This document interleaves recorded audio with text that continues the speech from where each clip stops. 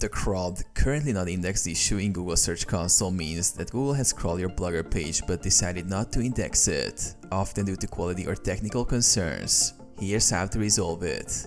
Improve content quality. Ensure originality. Avoid duplicate content. Write unique, valuable, and well-researched posts.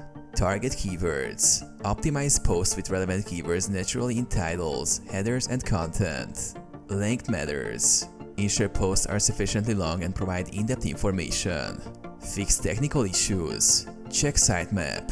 Verify that your sitemap is correctly submitted to Google Search Console.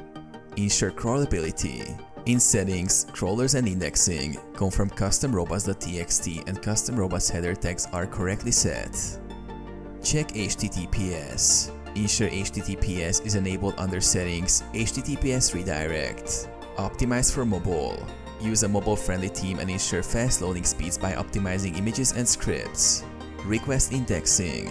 In Google Search Console, go to the URL inspection tool. Enter the affected URL, click Test Live URL, and then click Request indexing.